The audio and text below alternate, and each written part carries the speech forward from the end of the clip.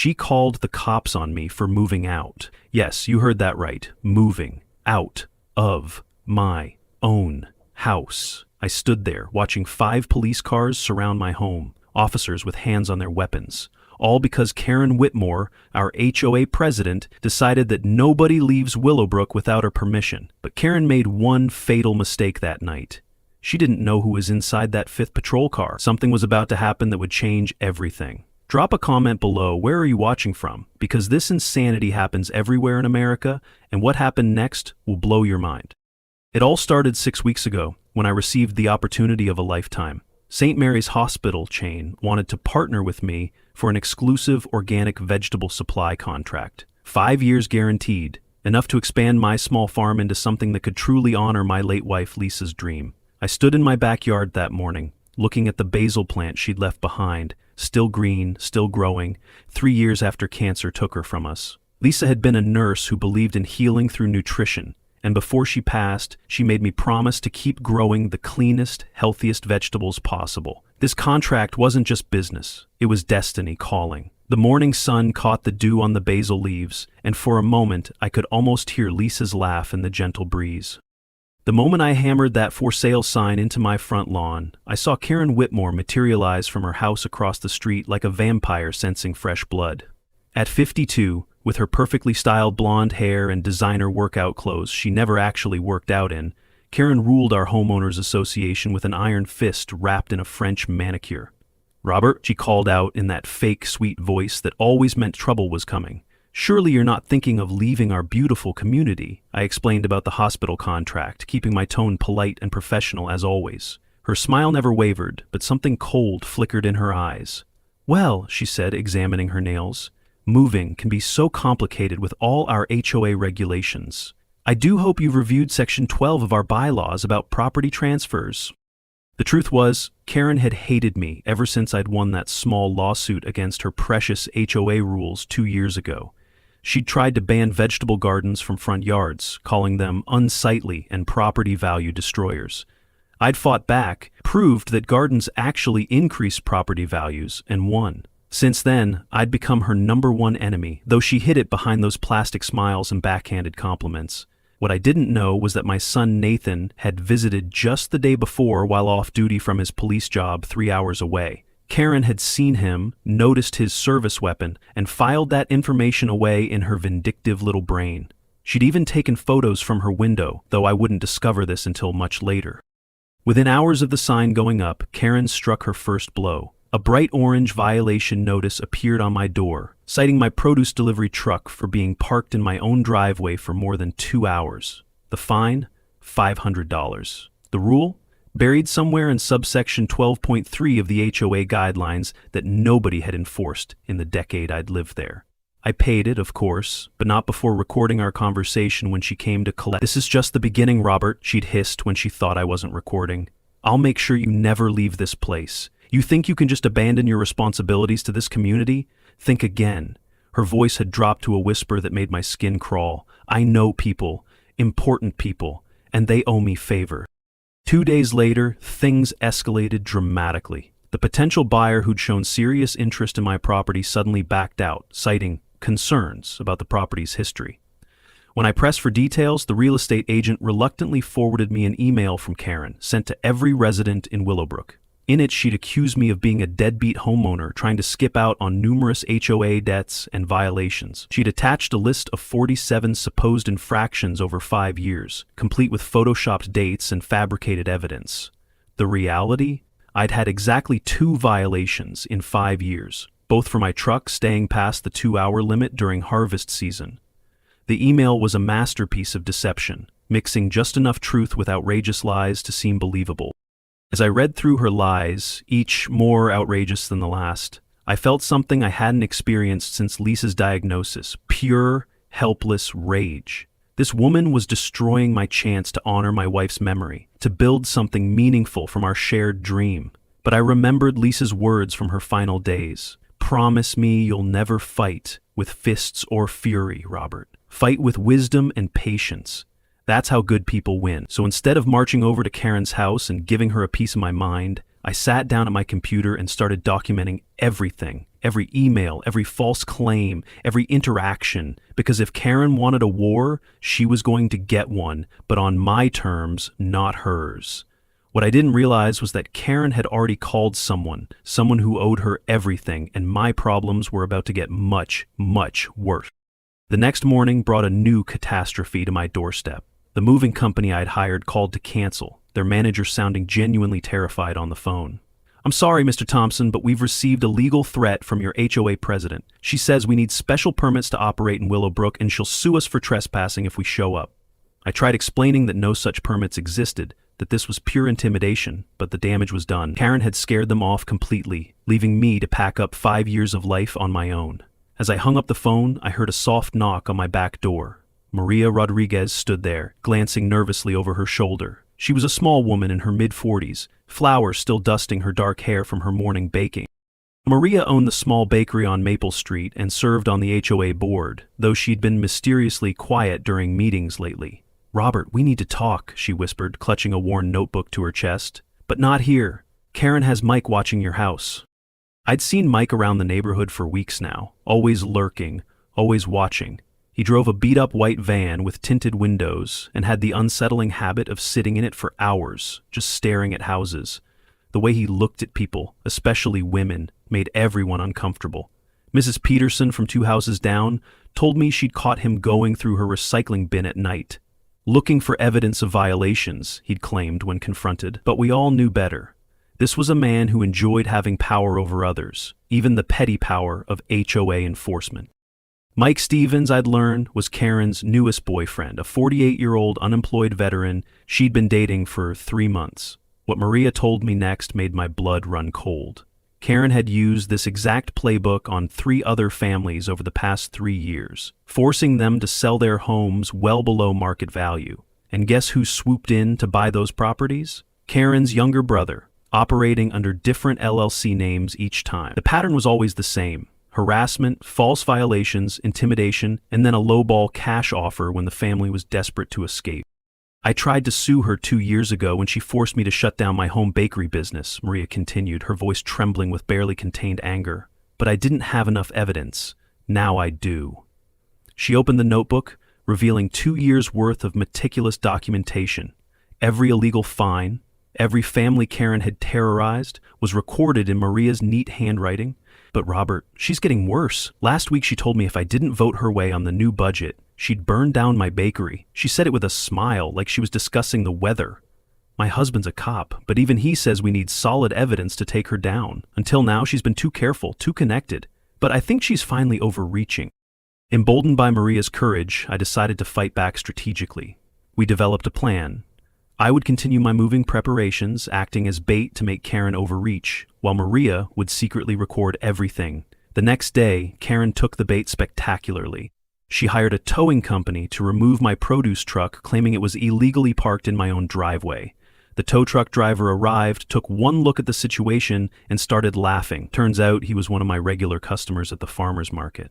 "Mr. Thompson, your vegetables saved my diabetic wife's life," he said, unhooking my truck. "No way I'm towing you for this crazy lady." Karen's face turned purple with rage as she screamed threats at both of us. "You'll regret this. I'll have your business license revoked. I'll sue you into bankruptcy." That evening, Karen called an emergency HOA meeting, using her puppet board members to ram through a new temporary regulation. The rule: no homeowner could move out within 90 days of listing their property. It was completely illegal, of course, but she had enough votes from board members who owed her favors or feared her wrath. Maria tried to object, but was shouted down. In a brilliant move, though, Maria secretly live-streamed the entire meeting on the neighborhood's community page. Within minutes, 500 people were watching Karen scream at elderly residents, threaten board members, and openly admit she was targeting me specifically. "Robert Thompson thinks he can just leave whenever he wants," she ranted, spittle flying from her lips. "Well, I've got news for him. Nobody leaves Willowbrook without my permission." The comment section exploded with outrage. "Is this even legal?" one neighbor asked. "Someone call the authorities," another demanded. But one comment made everyone freeze. "Is that a knife in her purse?"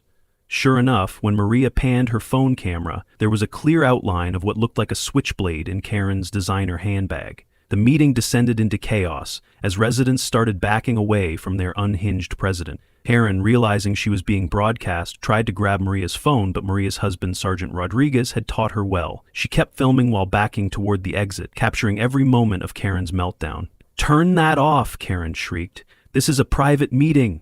You're violating HOA privacy rules." The irony of Karen caring about privacy while violating everyone else's wasn't lost on anyone. The next day, I woke up to find my entire front yard vandalized. Someone had spray-painted "traitor" across my vegetable garden and destroyed dozens of plants I'd been preparing to transplant to my new farm. Security footage showed Mike Stevens doing the deed at 3 in the morning, with Karen standing in the background, directing him like some kind of demented orchestra conductor. But the strangest part? Karen had left something behind. A single red rose on my doorstep with a note. "This is what happens to people who betray the community." As I swept up the destroyed plants, trying not to think about how Lisa would have cried seeing her garden ruined, Maria texted me urgently. The message made my heart skip. "Robert, you need to see this. Tonight. Come alone." I knew it was a risk, but I also knew Maria wouldn't ask unless it was important. Whatever she discovered, it was big enough to require secrecy, and that meant it might be the key to stopping Karen once and for all. That night, I met Maria at her bakery after closing time. The smell of fresh bread couldn't mask the tension in the air as she spread dozens of documents across the flour-dusted counter.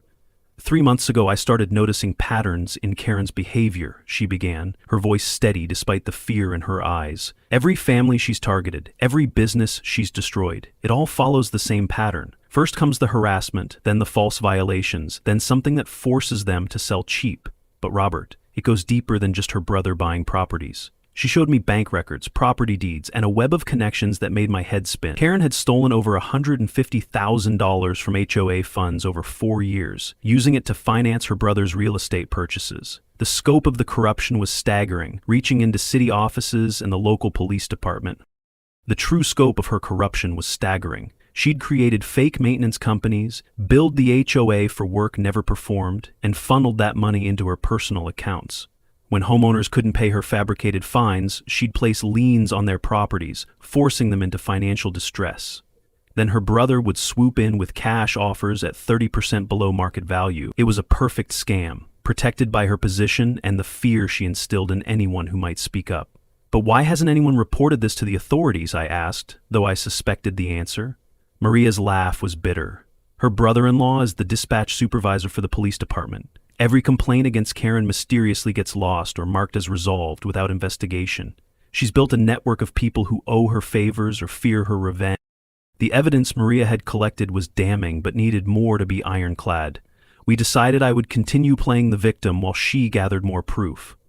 The next morning, Karen escalated again. She called the health department reporting that I was selling contaminated produce from my property. When the inspector arrived, I braced for the worst. Instead, he took one look at my setup and started grinning. "Mr. Thompson, I buy your tomatoes every week at the farmer's market. My wife swears they're the only ones that don't upset her stomach." Not only did he give me a clean bill of health, but he also asked to buy 10 pounds of vegetables for his family. Karen, watching from her window, looked ready to explode. Her carefully laid trap had backfired spectacularly, and I could see her typing furiously on her phone, no doubt planning her next attack. Her next move was even more desperate. Working with an authorized HOA utility contractor, which turned out to be another of her shell companies, she arranged to have my power and water cut off for emergency maintenance. In the middle of a 95-degree summer day, my house went dark. Without electricity, my automated irrigation system failed. I watched helplessly as thousands of dollars worth of carefully cultivated vegetables began wilting in the heat. The plants Lisa and I had started from seeds, the heritage varieties we'd saved for years, all dying because of one woman's vendetta. My farmer's market customers called frantically, worried about their weekly orders. The hospital contract hung by a thread as I struggled to explain why I might not meet the initial delivery deadline. "Don't worry," I lied through gritted teeth. "Everything's under control." The psychological warfare was taking its toll. I found myself jumping at shadows, checking locks obsessively, wondering what fresh hell Karen would unleash next. She'd stationed Mike outside my house 24/7, supposedly as neighborhood security, though all he did was photograph everyone who came to buy vegetables. Karen spread rumors that I was selling illegal substances, trying to scare away my customer. Some believed her lies and stopped coming. Others saw through her tactics but were too afraid to get involved. The isolation was crushing, reminding me of those dark days after Lisa's death, when the world felt impossibly hostile and empty. But then I'd look at her basil plant, still somehow thriving despite everything, and find the strength to continue. Lisa wouldn't have given up, and neither would I. Everything came to a head at the next HOA meeting. Karen stood before the assembled residents like a dictator, addressing her subjects, announcing new emergency measures to protect property values. Among them, increased fines for arbitrary violations, mandatory approval for all home sales, and expanded powers for the HOA president to act without board consent. When Maria tried to object, Karen turned on her with vicious fury. "Sit down, Maria, before I remind everyone about your illegal bakery operation." "Oh wait, that's right, I already shut that down, didn't I?" The threat was clear. Comply or be destroyed. But Maria didn't back down. She stood taller and looked Karen straight in the eye. "Actually, Karen, I have something to share with everyone." Maria pulled out her phone and started reading from her documentation. HOA funds missing, fake contractors, families forced from their homes. With each revelation, the room grew more restless. Karen tried to shut her down, but residents were shouting now, demanding answers. In desperation, Karen grabbed the microphone and screamed, "This is all lies. Robert Thompson and Maria Rodriguez are conspiring against me because they can't handle strong leadership."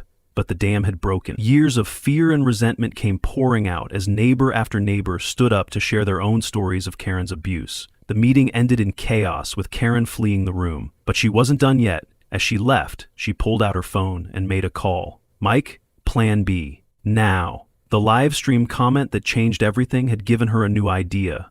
If she couldn't beat us legally, maybe she could make us too afraid to fight back. I didn't know it then, but her next move would put lives in danger and finally expose the true depths of her madness. The morning after the disastrous HOA meeting, I discovered Mike Stevens had upgraded from mere surveillance to active intimidation. He'd parked his van directly across my driveway, blocking me in while setting up what looked like a military observation post on my front lawn. When I confronted him, he sneered and flashed a laminated card. "Official HOA security," it read, complete with Karen's signature. "Mrs. Whitmore hired me to monitor all suspicious activities," he drawled, his breath reeking of cheap beer despite it being 7 in the morning. "And buddy, everything you do looks suspicious to me." The irony wasn't lost on me. Here was a man with a restraining order history, hired to stalk a law-abiding citizen trying to move house. I noticed him constantly checking his phone, typing messages with a satisfied smirk that made my skin crawl. My son Nathan called that afternoon, his voice tight with concern. "Dad, I saw the video from the HOA meeting. This is getting serious. You need to file a police report." I explained about Karen's connections to the local police department, how her brother-in-law worked dispatch, and mysteriously, every complaint against Karen seemed to disappear. "Then come stay with me until this blows over," Nathan urged, but I couldn't leave. The hospital contract deadline was approaching, my vegetables were dying without proper water, and abandoning the property would give Karen exactly what she wanted. "Your mother wouldn't have run," I told him. "Neither will I." There was a long pause before Nathan spoke again. "Then let me help. I've got some vacation days saved up." I wanted to tell him no, to keep him safe from this mess, but the truth was I needed him. I was drowning, and my son was throwing me a lifeline. That evening, I sat down to write a letter to Lisa, something I'd done every week since she passed. "My darling," I wrote, "your garden is under siege. The basil you planted still grows strong, but everything else is struggling.